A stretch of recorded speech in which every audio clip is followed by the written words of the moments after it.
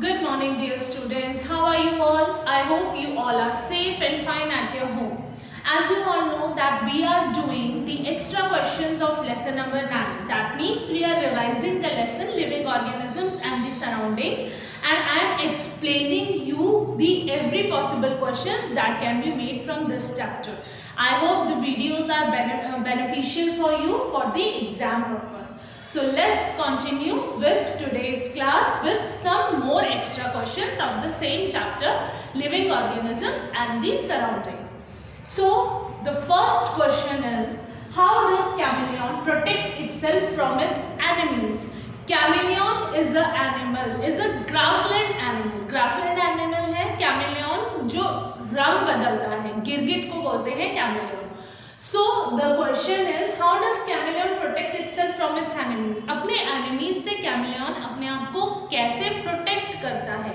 So it protects itself by changing the color of its body.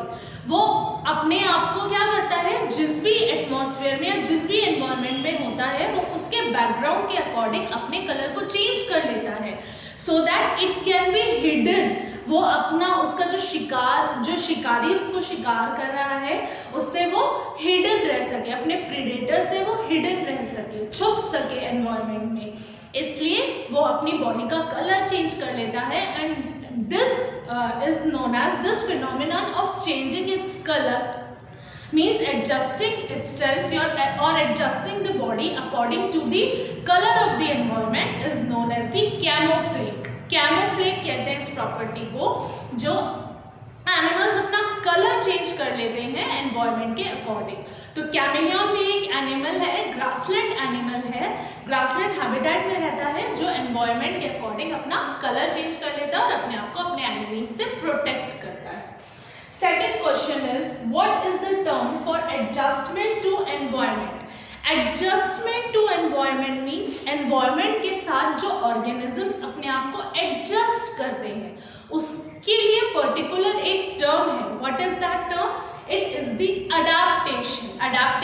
Adaptation क्या है? It is a feature, और हम कह सकते हैं अडैप्टेशन से जो ऑर्गेनिजम्स हैं अपने आप को पर्टिकुलर हैबिटेट में रहने के लिए मतलब हेल्प करता है. अडैप्टेशन उनको सर्वाइव करवाता है ताकि वो पर्टिकुलर किसी भी एनवायरनमेंट में रह सके, अपने आप को अडाप्ट कर सके, अपने आप को फिट कर सके उस एनवायरनमेंट में रहने के लिए. Third question is, write the adaptations that help polar bears. A little bit shadow is coming. I'm explaining the question. Write the adaptations that help polar bears. I think you can see it now. That help polar bears to adapt to live in extreme cold climate. Extreme cold climate में कौन से adaptations हैं जो polar bear को help करते हैं? Polar bear कहाँ रहता है? Mountain regions में, जहाँ पर snow होती है, तो वहाँ पर उस environment में वो कैसे रह पाता है या कैसे adapted है वहाँ रहने के लिए? कुछ adaptations है उसके अंदर. So what are the adaptations? Answer is white fur and fat below the skin. White and thick fur. जो उसके फर होते हैं, आपने देखा है जो एनिमल्स रहते हैं, पोलर बियर हो गए, पेंगुइन्स हो गए, जो स्नो में रहते हैं, they are all white. White क्यों होते हैं? क्योंकि स्नो वाइट है, ताकि वो इजीली हाइड कर सके अपने आप को. थिक फर होते हैं उनके, and they have fat below the skin. उनकी स्किन के अंदर बहुत सारा फैट होता है जो कि उनकी बॉडी को वार्मथ प्रोवाइड करता है and protects themselves from the extreme cold. Snow और कोल्ड से बचाने के लिए वो जो फैट है वो हेल्प करता है उन एनिमल्स की, और वाइट थिक फर भी उनको कोल्ड एनवायरनमेंट में रहने के लिए हेल्प करते हैं. Fourth question is, write the adaptation that helps camel to survive in hot and dry desert. Camel कैसे हॉट एंड ड्राई डेजर्ट में रहने के लिए सर्वाइव करता है? कैसे रह पाता है हॉट एंड ड्राई डेजर्ट में? It stores fat in its hump. आपने देखा होगा कैमल की जो बैक होती है उसमें ऐसे ऊंचा सा एक हम्प होता है, that is called the hump, which can be broken down when it needs energy. Camel क्या करता है बेटा? As you all know that in desert areas there is scarcity of water and food also. पेड़ नहीं होते हैं, बहुत दूर दूर तक डेजर्ट में, तो कैमल को जब भी वाटर और फूड मिलता है वो स्टोर करता है उसको अपने हम्प में, so that camel can use it whenever it is required, जब भी उसकी ज़रूरत हो वो उसे यूज़ कर सके। तो एक तरीके से वो हम्प में एनर्जी को स्टोर करके रखता है, तो जब भी रिक्वायरमेंट होती है वहाँ से हम्प से वो एनर्जी ब्रेक डाउन करके यूटिलाइज करता है। And because of this feature only camel can survive in the desert, camel desert में सर्वाइव कर पाता है। Fifth question is why does a plant bend towards sunlight? Plant sunlight की तरफ bend क्यों होते हैं? First of all, what is this phenomenon called? The bending of plant towards sunlight. It is called the phototropism. I have explained earlier also. Phototropism क्या होता है? Bending of plant towards the light. जहाँ उन्हें sunlight मिलती है, plants वहाँ bend करते हैं. This is called as phototropism. Now, क्यों वो bend करते हैं light की तरफ? What is the reason for that? So the reason is to prepare the food. We all know that in the process of photosynthesis, plants prepare food by using the sunlight. Sunlight को use करके ही plants अपना food prepare करते हैं. तो sunlight नहीं होती तब photosynthesis का process नहीं होता. That means plants food prepare नहीं करते. तो sunlight की तरफ जो plants bend करते हैं वो इसलिए bend करते हैं ताकि वो अपना खाना prepare कर सके. Next question is Shreya touched a hot kettle and quickly pulled her hand away. Shreya ने एक गरम केटल, हॉट केटल को टच किया और फौरन अपना हाथ उसने पीछे कर लिया, पुल कर लिया.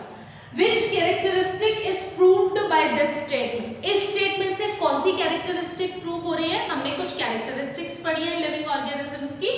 So the characteristic which can be shown by this statement is respond to stimuli. Stimuli को या एनवायरमेंट को कैसे रिस्पॉन्ड करते हैं लिविंग ऑर्गेनिजम्स? मीन्स कोल्ड होती है तो हम अपने आप को प्रिवेंट करते हैं, हीट से हम अपने आप को प्रिवेंट करते हैं, हमारी बॉडी रिएक्ट करती है एनवायरनमेंट को. तो जब भी कोई हम हॉट ऑब्जेक्ट टच करते हैं हमारा हाथ ऑटोमेटिकली पीछे हो जाता है, तो हमारी बॉडी ने रिस्पॉन्ड किया स्टिमुलाई को. So this is the response to stimuli. जैसे somebody pricks a needle, अगर बाई चांस गलती से नीडल प्रिक हो जाए आपके हैंड में तो आपके ऑटोमेटिकली हैंड भी विड्रॉ करोगे और आउच ऐसे आवाज भी निकलेगी. तो ये ऑटोमेटिकली होता है. Means this is the response to the stimuli. Next question is in which habitat can the animals move fast? कौन सा हैबिटेट है जिसमें एनिमल्स बहुत फास्ट मूव कर सकते हैं? This also I have explain. It is the grassland habitat. Grassland habitat जहाँ पे ग्रासेस होती है ज़्यादातर, ट्रीज बहुत ज़्यादा नहीं होते, तो उससे क्या होता है एनिमल्स ईजिली मूव कर सकते हैं बिकॉज हिंड्रेंसेस नहीं होती. और वो इसलिए भी मूव फास्ट करते हैं क्योंकि अगर वहाँ पर बहुत ज़्यादा ट्रीज नहीं होते तो बचने के लिए, छुपने के लिए जगह बहुत कम होती है. तो अगर बाई चांस कोई प्रे करने के लिए जाता है, कोई प्रेडेटर आ रहा है, तो बचने के लिए, अपने शिकारी से बचने के लिए जो भी एनिमल्स हैं वो बहुत ज़्यादा तेज भागते हैं. So in grassland habitat animals run very fast. Next question is which of the plants are usually weak stemmed with numerous air spaces and very thin long and waxy coated leaves? कौन से plants हैं जिनकी stem बहुत week होती है, बहुत सारे air spaces उसमें प्रेजेंट होते हैं और थिन लॉन्ग और वैक्सी कोटेड लीव्स होती हैं? पतली, लंबी और जो लीव्स होती हैं उसमें वैक्सी कोटिंग होती है. ऑब्वियसली कौन से प्लांट्स होंगे? Under water plants. जो वाटर में प्लांट्स रहते हैं उन्हीं की लीव्स जो है वो वैक्सी कोटिंग होती है, उनकी स्टेम वीक होती है. So the answer is hydrophytes. Next question is hibernation is an adaptation for. Hibernation जो adaptation है वो किस चीज के लिए है? सबसे पहले what is the hibernation? Hibernation क्या होता है बेटा? There are some animals that sleep during the winters. वो पूरी जो सर्दियां हैं वो सोते रहते हैं to save their energy, ताकि वो अपनी एनर्जी को सेव कर सके. Long sleep during winters, short में हम कह सकते हैं hibernation is the long sleep of animals during winters. Winters में जो एनिमल्स बहुत ज़्यादा टाइम के लिए सो जाते हैं उसको हम हिबरनेशन कहते हैं. इसमें क्या होता है, क्योंकि वो सो जाते हैं तो क्या उनको फूड जो है, फूड की भी जरूरत नहीं पड़ेगी क्योंकि वो ज़्यादा एक्टिव ही नहीं है और अपनी एनर्जी को सेव करते हैं। वो एनर्जी को बहुत सारा फूड वो ऑलरेडी जब हिबरनेट करते हैं तो वो अपनी बॉडी में स्टोर कर लेते हैं और during hibernation they utilises that energy, उस एनर्जी को यूटिलाइज करते हैं। तो अब यहाँ क्वेश्चन आपसे पूछा है हिबरनेशन किस चीज के लिए? It is an adaptation for escaping cold weather, ठंड से बचने के लिए। तो वो एस्केप करते हैं। क्यों सो जाते हैं? क्या जरूरत पड़ रही है उनको इतना लंबा समय की? ताकि वो अपने आप को कोल्ड वेदर से एस्केप कर सके। तो वो हिबरनेट करते हैं, means long sleep during the winters. Last question is why living things move from one place to another. Now another characteristic of living things we have studied is movement and locomotion. Plants और animals दोनों ही movement show करते हैं। क्यों move करते हैं plants और animals? Obviously food की search के लिए, shelter की सर्च के लिए and for the mates. Mates means उनके जो बाकी के साथी organisms हैं, उनके साथ के जो organisms हैं उनकी species के for the process of reproduction, ताकि reproduction का process हो सके और life continue हो सके, life maintain हो सके। So why the living things move from one place to another? क्यों move कर रहे हैं? फूड सर्च करने के लिए, शेल्टर सर्च करने के लिए एंड मेट्स को सर्च करने के लिए, so that they can undergo the process of reproduction. So these are the questions for today's video. I hope the lesson is clear to you now. बहुत सारे questions हमने इस चैप्टर के कर लिए हैं, इस चैप्टर के प्रिपेयर करे हैं। इसी टाइप के क्वेश्चंस आपके एग्जाम्स में आते हैं। Do read the chapter carefully, adaptation सारे अच्छे से पढ़ेंगे। कौन कौन से हैबिटेट्स हैं, वहाँ पे हैबिटेट्स में कैसे प्लांट्स और एनिमल्स सर्वाइव करते हैं, क्या उनके अंदर चेंजेस होते हैं, क्या अडेप्टेशंस हैं, हर पर्टिकुलर हैबिटेट के अपने अलग फीचर्स हैं, तो क्या क्या फीचर्स हैं, this all you have to study. Thoroughly read the chapter read कीजिए। एक्स्ट्रा क्वेश्चंस के मैंने 3 वीडियोस बनाए हैं लेसन नंबर 9 के, please do watch them again and do these questions in your copy neatly. So this is all for today's video. Thank you and have a very nice day.